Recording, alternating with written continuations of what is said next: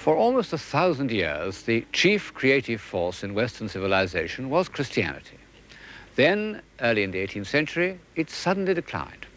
In intellectual society, it practically disappeared.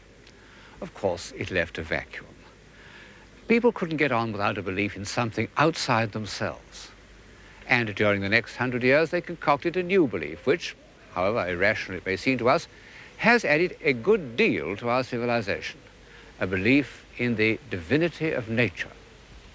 Well, it's said that one can attach 52 different meanings to the word nature. In the early 18th century, it had come to mean little more than common sense, as when in conversation we say, but naturally.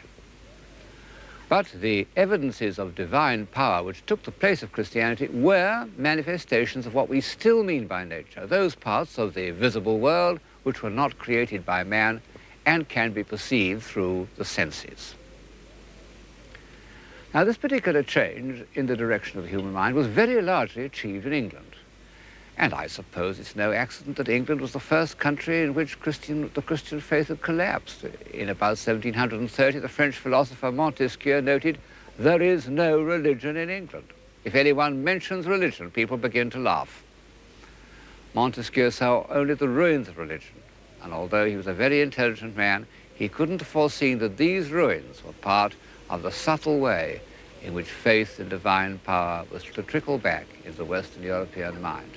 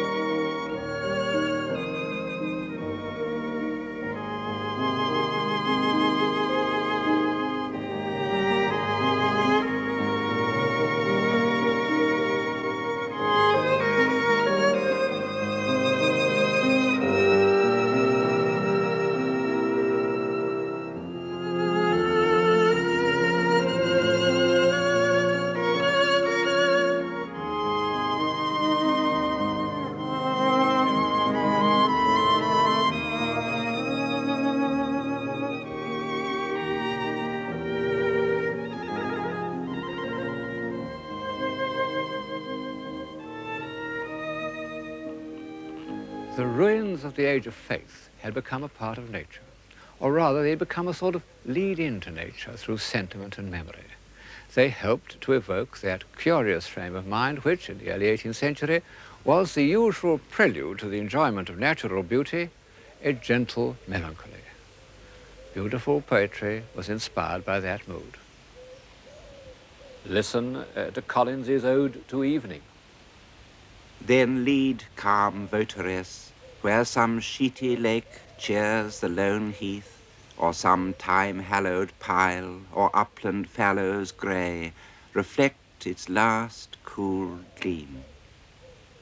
Or if chill blustering winds or driving rain prevent my willing feet, be mine the hut that from the mountain's side views wilds and swelling floods, and hamlets brown and dim-discovered spires, and hears their simple bell, and marks o'er all thy dewy fingers draw the gradual dusky veil.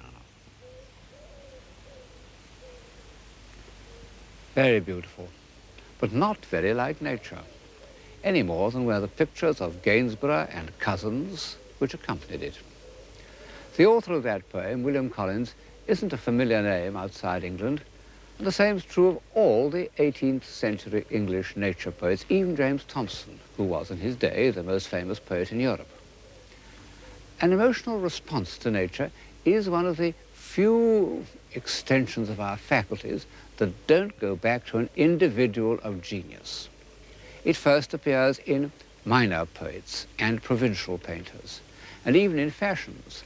For example, the fashion that took the straight avenues of formal gardens and changed them into twisting paths with pseudo-natural prospects, what were known all over Europe for 100 years as English gardens. Perhaps the most pervasive influence that England has ever had on the look of things in Europe, except for men's fashions in the early 19th century. Trivial? Well, I I suppose that all fashions seem trivial, but are serious. When Pope described this scene of man as a mighty maze of walks without a plan, he was expressing a profound change in the European mind. So much for nature in the first half of the 18th century.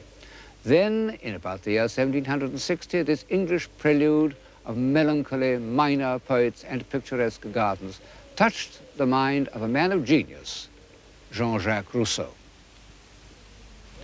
His name involves a change of scene, because although to some extent he derived his love of nature from England, it was among the lakes and alpine valleys of Switzerland that his absorption in nature first became a mystical experience.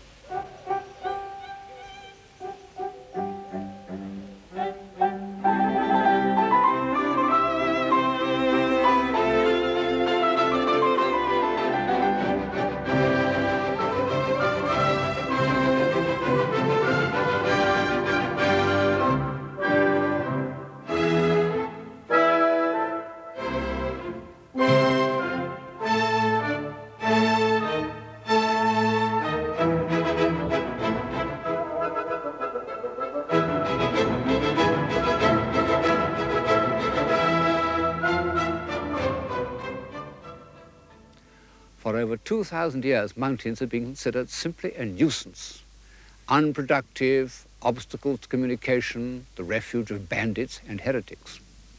It's true that in about 1340, the poet Petrarch had climbed one and enjoyed the view at the top, and then been put to shame by a passage from St. Augustine.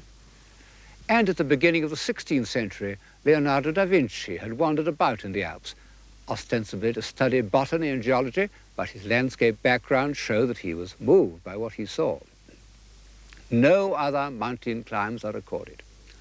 And to Erasmus, Montaigne, Descartes, Newton, practically any of the great civilizers I've mentioned in these programs, the thought of climbing a mountain for pleasure would have seemed ridiculous. Perhaps I should add that this is not altogether true of the painters. For example, Peter Bruegel, on his way from Antwerp to Rome in 1552, made drawings of the Alps, which show something more than a topographical interest, and were later used in his paintings. However, the fact remains that when an ordinary traveller of the 16th and 17th centuries crossed the Alps, it never occurred to him to admire the scenery, until the year 1739, when the poet Thomas Gray, visiting the Grands Chartreux, wrote in a letter, "Not a precipice, not a torrent, not a cliff, but is pregnant with religion and poetry." Amazing. Might have been written by Ruskin. In fact, I don't think that the full force of Alpine poetry was expressed till the time of Byron and Turner. But in the middle of the 18th century, a good many people seem to have recognized the charm of the Swiss lakes and enjoyed them in a comfortable, dilettantish sort of way. There even arose a Swiss tourist industry that supplied travelers in search of the picturesque with mementos and produced one remarkable, almost forgotten artist, Caspar Wolff, who anticipated Turner by, 30 years. But like the 18th century English nature poets, this is a provincial overture, which might never have become a part of contemporary thought without the genius of Rousseau. Whatever his defects as a human being, and they were clearly apparent to all those who tried to befriend him, Rousseau was a genius, one of the most original minds of any age, and a writer of incomparable prose. His solitary and suspicious character had this advantage, that it made him an outsider. He didn't care what he said. As a result, he was persecuted. For half his life, he was hounded out of one country after another. In 1765, he seemed safely established in a small principality, Motier, but the local parson stirred up the people against him, and they stoned him. They broke his windows. He took refuge on this island in the Lake of Bienne. And there he had an experience so intense that one could almost say it caused a revolution in human feeling. In listening to the flux and reflux of these waves, he tells us, he became completely at one with nature. He lost all consciousness of an independent self, all painful memories of the past or anxieties about the future, everything except the sense of being. I realized, he said, that our existence is nothing but a succession of moments perceived through the senses. I feel, therefore I am.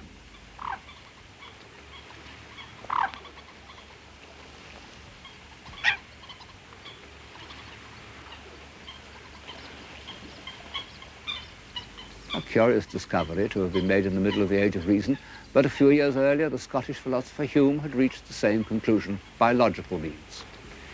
It was an intellectual time bomb which, after sizzling away for almost 200 years, has only just gone off. Whether to the advantage of civilization now seems rather doubtful. It had a certain effect in the 18th century and became part of the new cult of sensibility. But no one seems to have realized how far abandonment to sensation might take us, or what a questionable divinity nature might prove to be.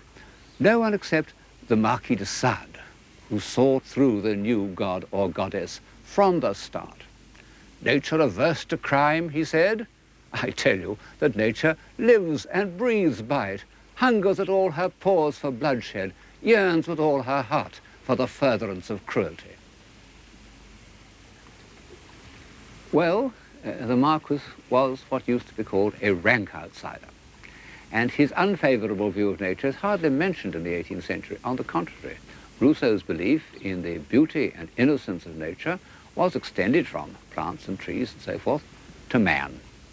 He believed that natural man was virtuous. It was partly a survival of the old myth of the Golden Age, partly a feeling of shame at the corruption of European society. But Rousseau gave it a theoretical basis in a work entitled A Discourse on the Origin of Inequality Among Men. He sent a copy to Voltaire, who replied in a letter which is a famous example of Voltairean wit.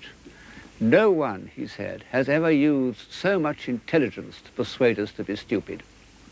After reading your book, one feels one ought to walk on all fours.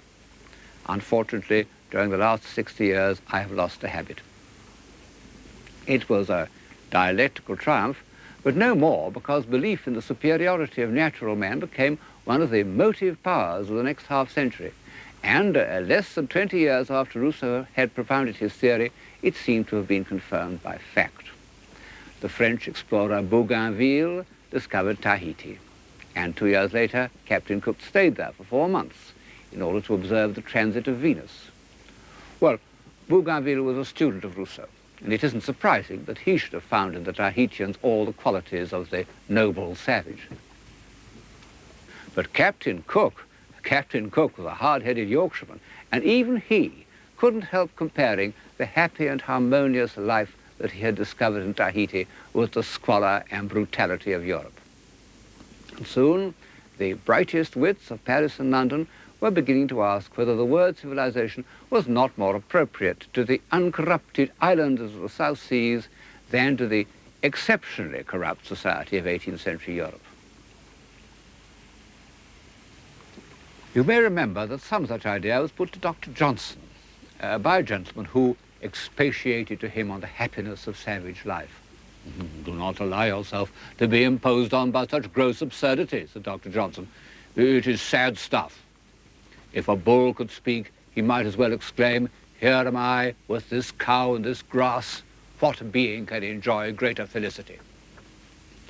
Well, without going as far as Dr. Johnson, who had momentarily forgotten the attribute of soul, the student of European civilization may observe that Polynesia produced no Dante, Michelangelo, Shakespeare, Newton, Goethe, what have you. And although we may all agree that the impact of European civilization on places like Tahiti was disastrous, we must also allow that the very fragility of those Arcadian societies, the speed and completeness with which they collapsed on the peaceful appearance of a few British sailors, followed by a handful of missionaries, shows that they were not civilizations in the sense of that word which I have been using. Although the worship of nature had its dangers, the prophets of the new religion were earnest and even pious men whose whole aim was to prove that their goddess was respectable and even moral. And they achieved this by the curious intellectual feat of approximating nature and truth. Far the greatest man to apply his mind to this feat was the poet Goethe. The word nature appears throughout his writings on almost every page of his theoretical and critical writings and is claimed as the ultimate sanction for all his judgments. It's true that Goethe's nature is slightly different from Rousseau's nature. He meant by it not how things seem, but how things work if they are not interfered with. He saw all the living things, and he was a distinguished botanist who made his own drawings of the plants he observed. He saw everything as striving for fuller development through an infinitely long process of adaptation. I might almost say that he believed in the gradual civilization of plants and animals. It was the point of view that was later to lead to Darwin and the theory of evolution. But this analytic and philosophic approach to nature had less immediate effect on people's minds than the purely inspirational approach of the English Romantic poets Coleridge and Wordsworth. Difficult to illustrate this rather Germanic state of mind by an English picture. The ones before you are by the great German landscape painter Caspar David Friedrich. Coleridge looked at nature in the high, mystical manner. This is how he addressed the Swiss mountains in his Hymn Before Sunrise, the Vale of Chamonix. O dread and silent mount, I gazed upon thee till thou, still present to the bodily sense, didst vanish from my thought. Entranced in prayer, I worshipped the invisible alone.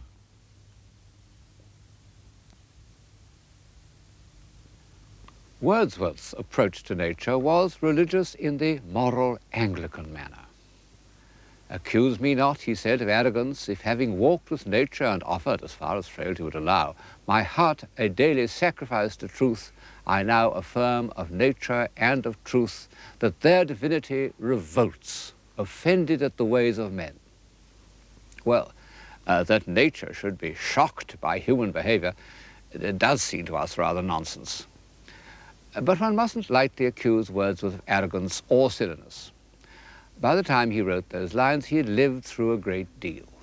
As a young man, he went to France, lived with a spirited French girl, and had a daughter, and became involved with the French Revolution, an ardent Girondist.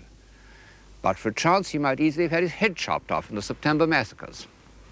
He returned to England, disgusted with the political aspect of the revolution, but not the less attached to its ideals. And he set out to describe in verse the truth about the hardships of poor people, as they had never been described before. He wrote poems without a glimmer of comfort or hope. He walked for miles alone on Salisbury Plain and in Wales, talking only to tramps and beggars and discharged prisoners. He was utterly crushed by man's inhumanity to man. And finally, he came to Tintern. The abbey is in the valley behind me there. Of course, he'd always been observant of natural beauty. His earliest poems show us that. But in August 1793, like Rousseau on the Isle of Saint-Pierre, he recognized that only total absorption in nature could heal and restore his spirit. He returned to Tintern 5 years later and recaptured some of those first feelings. Though changed, no doubt, from what I was when first I came among these hills, when like a roe I bounded o'er the mountains, by the sides of the deep rivers and the lonely streams, wherever nature led, more like a man flying from something that he dreads than one who sought the thing he loved. For nature then to me was all in all. I cannot paint what then I was. The sounding cataract haunted me like a passion. The tall rock, the mountain, and the deep and gloomy wood, their colors and their forms, were then to me an appetite, a feeling and a love that had no need of a remoter charm by thought supplied, or any interest unborrowed from the eye.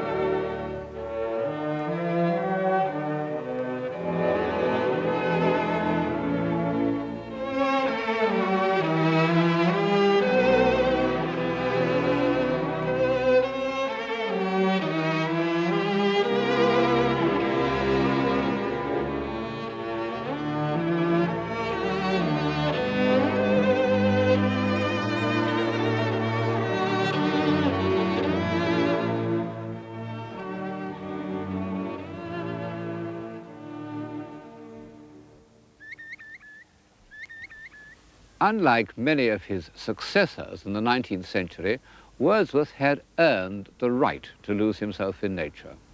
So, after all, Rousseau, because the author of The Solitary Walker was also the author of The Social Contract, the Gospel of Revolution. A sympathy with the humble, the voiceless, be they human or animal, does seem to be a necessary accompaniment to the worship of nature, and has been ever since St. Francis. Robert Burns, at the first dawn of romantic poetry, would not have written "A man's a man for a' that" if he hadn't also felt deeply distressed at disturbing a field mouse's nest. The new religion was anti-hierarchical. It proposed a new set of values, and this was implied in Wordsworth's belief that it was based on right instincts rather than on learning. It was an extension of Rousseau's discovery of immediate feeling, but with the addition of the word moral, because Wordsworth recognized that simple people and animals often show more courage and loyalty and unselfishness than sophisticated people. Also, a greater sense of the wholeness of life. One impulse from a vernal wood may teach you more of man, of moral evil and of good, than all the sages can.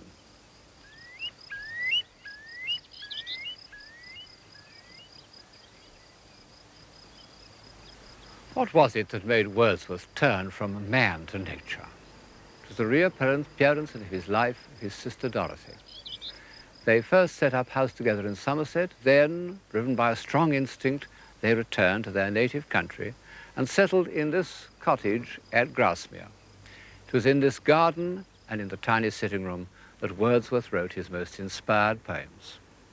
The journal which Dorothy kept in these years shows how often his poems originated in one of her vivid experiences, and Wordsworth knew it.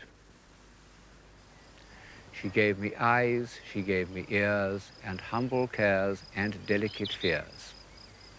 In the new religion of nature, this shy, unassuming woman was the saint and prophetess.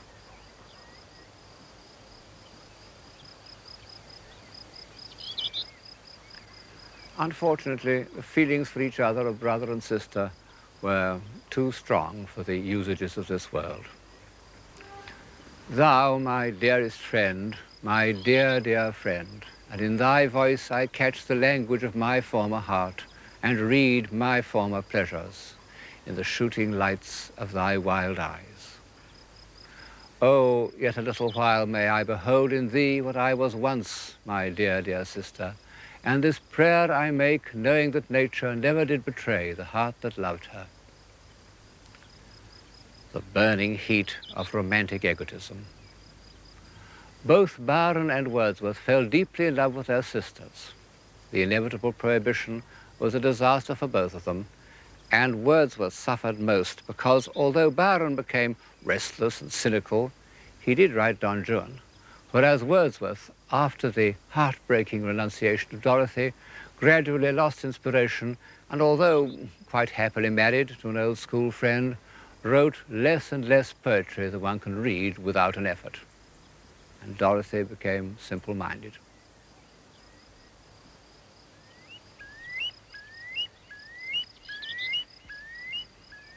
So far, I've illustrated Wordsworth's poems and ideas from the camera's view of nature. But at the same moment that English poetry took its revolutionary course, English painting also produced two men of genius, Turner and Constable. A few months before Wordsworth had settled in the Lake District, Turner had painted this picture of Buttermere. Turner, for all his love of the spectacular, was capable all his life of total surrender to a visual impression. What could be more Wordsworthian than the humble passivity with which he's immersed himself in this quite ordinary scene?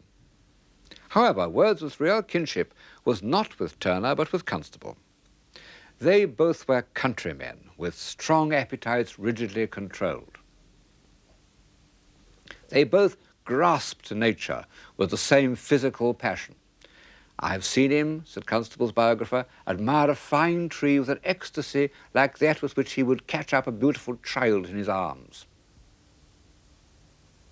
Constable never had the least doubt that nature meant the visible world of tree, flower, river, field and sky, exactly as they presented themselves to the senses. And he seems to have arrived intuitively at Wordsworth's belief that by dwelling with absolute truth on natural objects, he would reveal something of the moral grandeur of the universe. Only by concentrating on the shining, variable surface of appearance would he discover that motion and the spirit that impels all thinking things, all objects of all thoughts, and rolls through all things. Then both Wordsworth and Constable loved their own places, and never tired of those things which had entered their imaginations as children. Constable said, "The sound of water escaping from mill dams, old rotten planks, shiny posts and brickwork, these scenes made me a painter, and I am grateful." We've got so used to this approach to painting that it is difficult for us to see how strange it was, at a time when all serious artists aspire to go to Rome, for anyone to love shiny posts and rotten planks more than heroes in armour. Constable hated grandeur and pomposity, and like Wordsworth, his cult of simplicity sometimes seems to me to go too far. This cottage in a cornfield perhaps isn't quite interesting enough. A constable like this is the forerunner of a quantity of commonplace painting, just as Wordsworth's poems on small celandines and so forth anticipated a quantity of bad poetry. It was rejected from the Academy when it was painted. "Take away that nasty green thing," they said. But for 100 years, it would have been one of his works most likely to be accepted. When Constable really trusted his emotions, his rustic subjects do achieve that quality by which, as Wordsworth said, the passions of men are incorporated with the beautiful and permanent forms of nature. In such a picture as The Leaping Horse, the classically simple structure of the lock, the weight of water, the movement of the barges, they're all expressive of man's dignity and determination, just as the sky and agitated trees are expressive of his emotional struggles.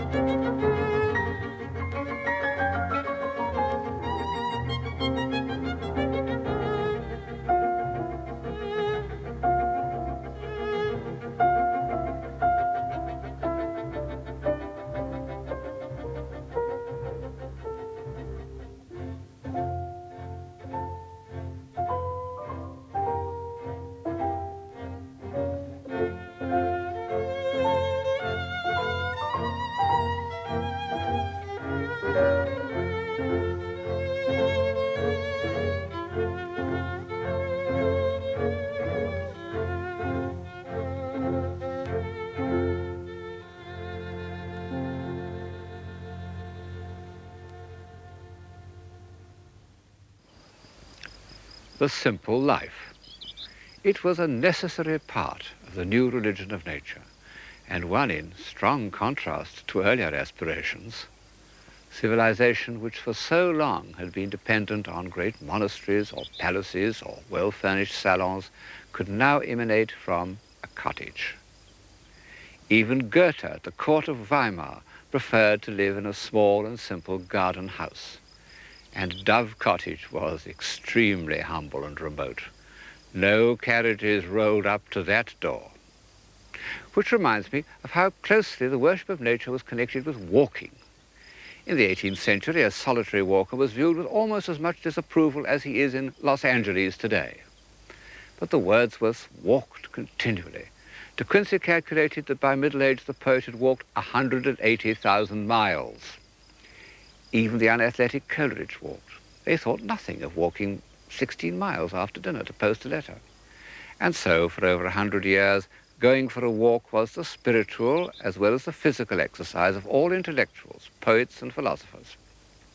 I'm told that in universities the afternoon walk is no longer part of the intellectual life. but for a quantity of people, walking is still one of the chief escapes from the pressures of the material world. And the countryside where Wordsworth walked in solitude is now crowded with pilgrims as lured Benares. The resemblances of Wordsworth to Constable, which seem so obvious to us, didn't occur to their contemporaries, partly, I suppose, because Constable was hardly known till 1825, by which time, alas, Wordsworth had become a priggish old bore, and partly because Constable painted flat country, whereas Wordsworth, and indeed the whole cult of nature, was associated with mountains. This, combined with Constable's lack of finish, was what led Ruskin to underrate him, while devoting a good part of his life to the praise of Turner.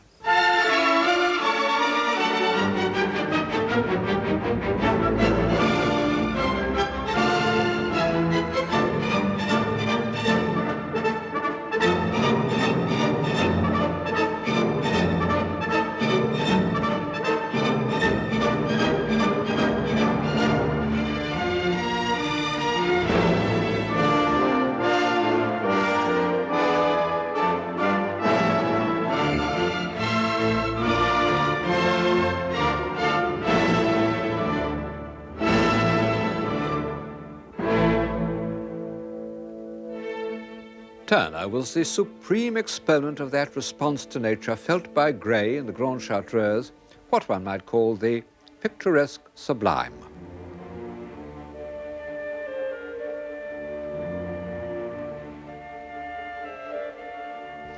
I suppose that the new religion required assertions of power and sublimity more obvious than those provided by daisies and celandines. But don't think that I am trying to belittle Turner. He was a genius of the first order, far the greatest painter that England has ever produced. And although he was prepared to work in the fashionable style with plentiful exaggerations, he never lost his intuitive understanding of nature. No one has ever known more about natural appearances, and he was able to fit into this encyclopedic knowledge memories of the most fleeting effects of light, sunrises, passing storms, dissolving mists, none of which had ever been set on canvas before. For 30 years, these brilliant gifts were exploited in a series of pictures which dazzled his contemporaries, but are perhaps too artificial for modern taste. All the time, Turner was perfecting, for his own private satisfaction, an entirely new approach to painting, which really was only recognized in our own day. It consisted of transforming everything into pure color. Light rendered as color, feelings about life rendered as color. You know, it's quite difficult for us to realize what a revolutionary procedure this was. One has got to remember that for centuries, objects were thought to be real because they were solid. You proved their reality by touching or tapping them. People still do.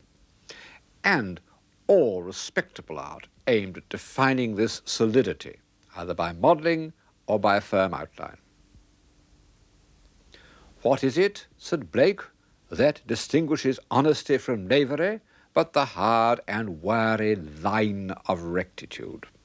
Colour was considered immoral, perhaps rightly, because it is an immediate sensation, and it makes its effect independently of those ordered memories that are the basis of morality. However, Turner's colour was not at all arbitrary, what we call decorative colour. However magical it seems, it always started as the record of an actual experience. Turner, like Rousseau, used his optical sensations to discover the truth. I feel, therefore I am. It's a fact which you can verify by looking at the Turners in the Tate Gallery, that the less defined, the more purely coloristic they are, the more vividly they convey a total sense of truth to nature. Turner declared the independence of colour, and thereby added a new faculty to the human mind.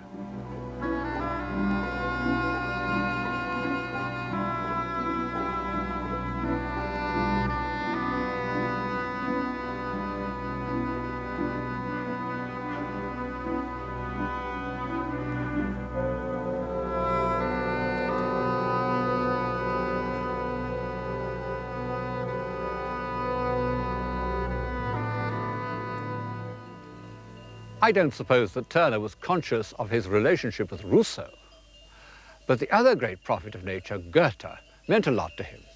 Although he had had practically no education, he painfully read Goethe's works, in particular his theory of colour, and he sympathized with Goethe's feeling for nature as an organism, as something that works according to certain laws.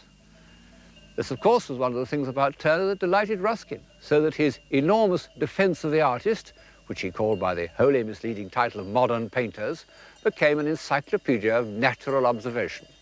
Just as the Middle Ages produced encyclopedias in which inaccurate observations were used to prove the truth of the Christian religion, so Ruskin accumulated very accurate observations of plants, rocks, clouds, mountains, in order to prove that nature worked according to law.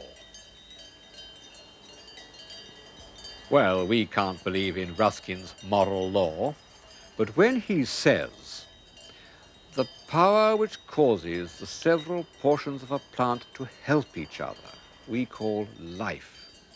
Intensity of life is also intensity of helpfulness. The ceasing of this help is what we call corruption." He does seem to me to have drawn from his observations a moral at least as convincing as most of those that can be drawn from Holy Writ. And it helps to explain why for 50 years after the publication of Modern Painters, Ruskin was considered one of the chief prophets of his time.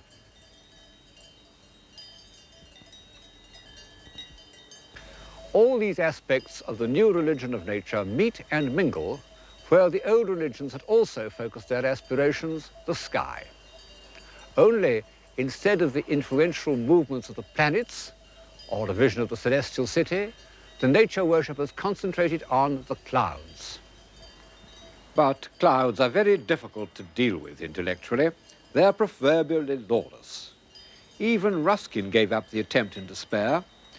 So for the time being, this sky appealed less to the analytically minded than to those worshippers of nature who abandoned themselves to Rousseau's sensuous reverie. The whole mind, said an early writer on Romanticism, may become at length something like a hemisphere of cloud scenery, filled with an ever-moving train of changing, melting forms.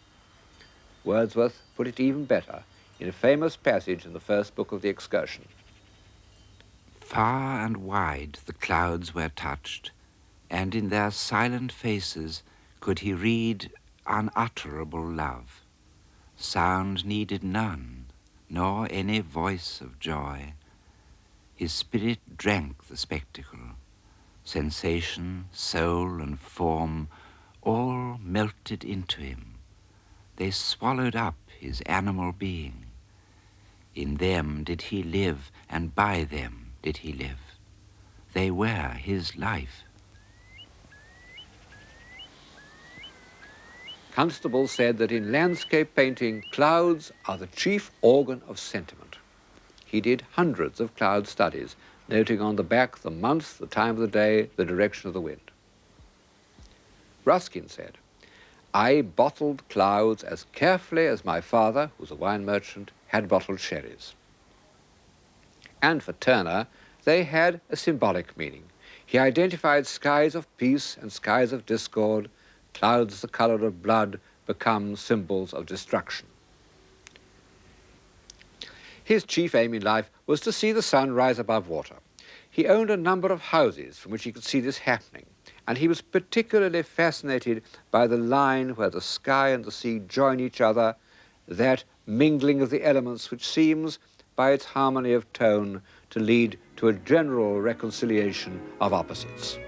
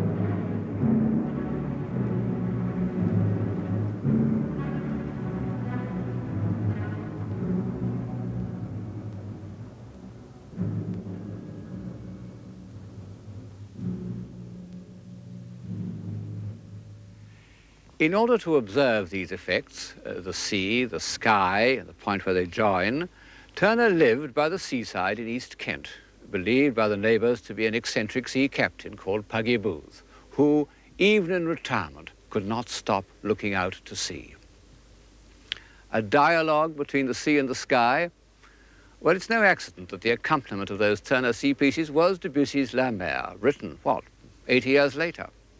Turner was the first great artist to paint absolutely outside his own time. Pictures like this have no relation to anything that was being done in Europe or was to be done for almost a century. In 1840, they must have looked as incomprehensible as the works of Jackson Pollock a century later. The enraptured vision that first induced Rousseau to live in the world of sensation had one more triumph in the 19th century. Curiously enough, it also came from looking at ripples, the sun sparkling on water, or the quavering reflections of masts. And it took place in 1869 when Monet and Renoir used to meet at a riverside cafe called La Grenouillère. Before that meeting, they'd both followed the ordinary naturalist style. But when they came to those ripples and reflections, patient naturalism was defeated. All one could do was to give an impression. An impression of what? Of light, because that's all we see. It was a long time since the philosopher Hume had come to the same conclusion. And at that time, the Impressionists had no idea that they were following up a philosophical theory. But the fact remains that Monet's words, light is the principal person in the picture, gave a kind of philosophic unity to their work, so that the great years of Impressionism have added something to our human faculties, as well as delighting our eyes. Our awareness of light has become part of that general awareness, so marvelously described in the novels of Proust, which seemed, when we first read them, almost to give us a new sense. When one thinks of how many beautiful Impressionist pictures there are in the world, and what a difference they've made to our way of seeing, it is surprising how short a time the movement, as a movement, lasted. We know the periods in which men can work together happily, inspired by a single aim, last only a short time. It's one of the tragedies of civilization. After 20 years, the Impressionist movement had split up. One party thought that light should be rendered scientifically in touches of primary color, as if it had passed through a spectrum. And this theory inspired a very distinguished painter, Seurat. But it was too remote from the first spontaneous delight in nature, upon which, in the end, all landscape painting must depend. Monet, the original unswerving Impressionist, when he found that straightforward naturalism was exhausted, attempted a kind of color symbolism to express changing effects of light.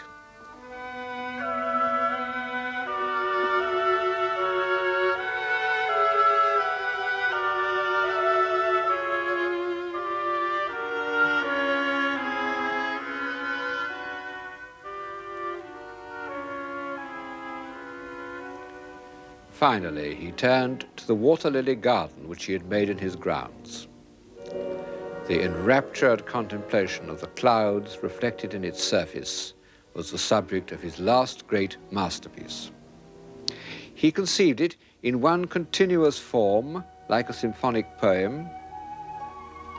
It takes its point of departure from experience, but the stream of sensation becomes a stream of consciousness. But how does the consciousness become paint? That is the miracle. By a knowledge of each effect so complete that it becomes instinctive, and every movement of the brush is not only a record, but a self-revealing gesture.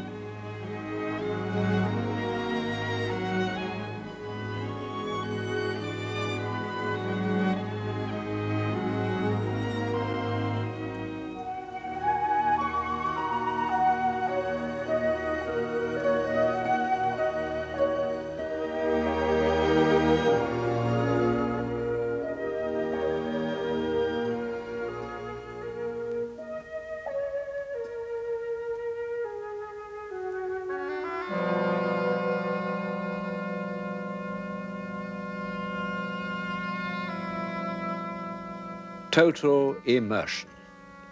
This is the ultimate reason why the love of nature has been for so long accepted as a religion.